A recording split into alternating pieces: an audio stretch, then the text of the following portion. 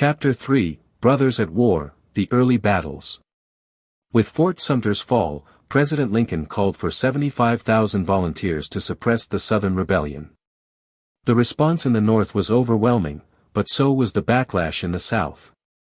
For more states, Virginia, Arkansas, Tennessee, and North Carolina, seceded and joined the Confederacy. Border states like Maryland, Kentucky, and Missouri were torn but stayed in the Union. Both sides believed the war would be short. In July 1861, Union and Confederate forces met at the First Battle of Bull Run, near Manassas, Virginia. Civilians picnicked nearby, expecting a Union victory. But as Confederate forces, led by generals like Stonewall Jackson, pushed back the Union Army, it became clear, this would be a long, bloody conflict. The Union's early strategy, called the Anaconda Plan, aimed to blockade southern ports and control the Mississippi River, choking off Confederate supplies and splitting their territory. In the West, General Ulysses S. Grant scored early victories at Fort Henry and Fort Donelson in Tennessee.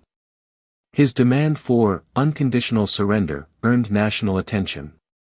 In April 1862, the Battle of Shiloh in Tennessee shocked both sides with its scale and bloodshed, over 23,000 casualties in 2 days.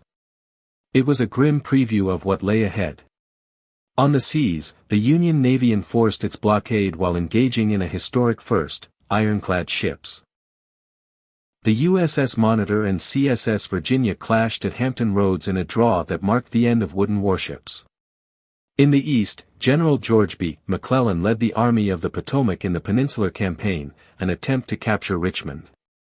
Despite superior numbers, McClellan's caution allowed Confederate General Robert E. Lee to defend the capital. Lee emerged as the South's most capable military leader, taking command with confidence and daring. In September 1862, Lee launched his first invasion of the North. McClellan met him near Sharpsburg, Maryland, at the Battle of Antietam. It was the bloodiest single day in American history, over 22,000 casualties.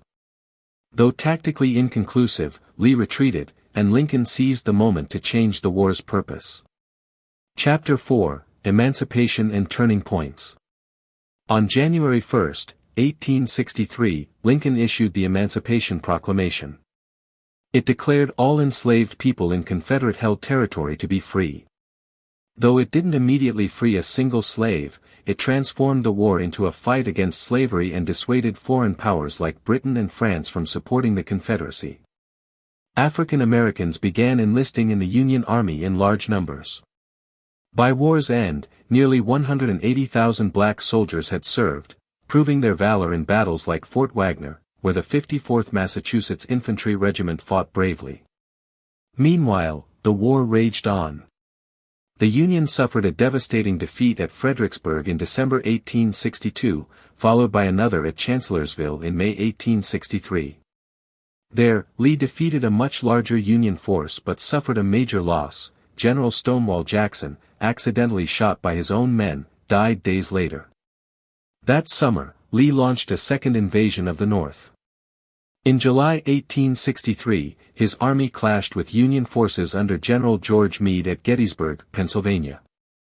For 3 days, the two sides fought one of the most iconic and decisive battles in American history. On July 3, Pickett's charge failed to break Union lines, and Lee retreated. Gettysburg marked the turning point. Lee would never again take the offensive. Meanwhile, in the West, General Grant laid siege to Vicksburg, Mississippi. On July 4, the city surrendered, giving the Union control of the Mississippi River and splitting the Confederacy in two. In November 1863, Lincoln delivered the Gettysburg Address at the battlefield's dedication. In just 272 words, he redefined the war's meaning, not just a fight for Union, but for a new birth of freedom, where all men are truly equal.